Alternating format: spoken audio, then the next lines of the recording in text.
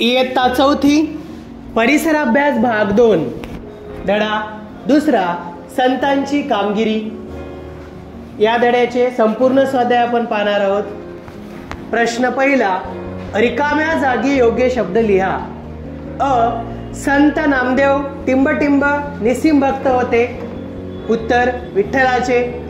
आ, ज्ञानेश्वरांनी तरुण वयात पुण्याजवळ टिंबटिंब येथे जिवंत समाधी घेतली। उत्तर, आळंदी। ई, संत तुकारामांनी आपल्या वाटणीची कर्ज खते टिंबटिंब नदीमध्ये बुडवली। उत्तर, इंद्रायणी। ई, समर्थ रामदासांनी बलोपासनेसाठी ठिकठिकाणे टिंबटिंब मंदिरे उभारली। उत्तर, हनुमानाची। प्रश्न दुसरा, प्रत्येकी एका वाक्यात उत्तरे लिहा।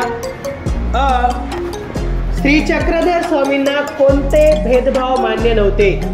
उत्तर, श्री चक्रधर स्वामींना स्त्री पुरुष जातीपाती हे भेदभाव मान्य नव्हते।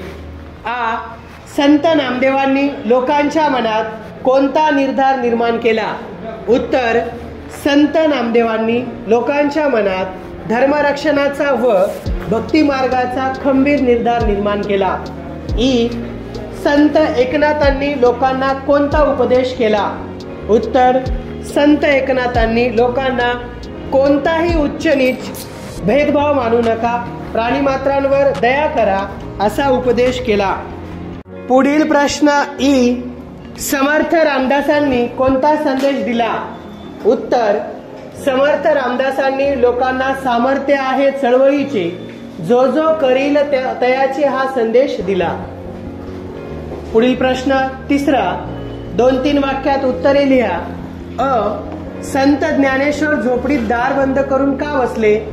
उत्तर, संत ज्ञानेश्वर आणि त्यांच्या भावंडांना त्यावेळेचे लोक संन्याशाची मुले म्हणून नावे ठेवत व छळ करीत। सगळीकडे त्यांना वेडेवाकडे बोल ऐकावे लागल्याने त्यांच्या बालमनाला खूप दुःख झाले, म्हणून ते झोपडीत आले व झोपडीचे दार बंद करून बसले। पुढील प्रश्न आ, संत तुकारामांनी लोकांच्या मनावर कोणता संदेश बिंबवला? उत्तर, संत तुकारामांनी लोकांना दया, क्षमा, शांती यांची शिकवण दिली। रंजलेल्या गांजलेल्या लोकांना जो आपलेशे करतो तोच खरा साधू असतो, त्याच्याच ठिकाणी देव असतो असे समजावे हा संदेश लोकांच्या मनावर बिंबवला। तर या धड्याचे संपूर्ण स्वाध्याय सुंदर अक्षरात लिहा आणि वाचन करा।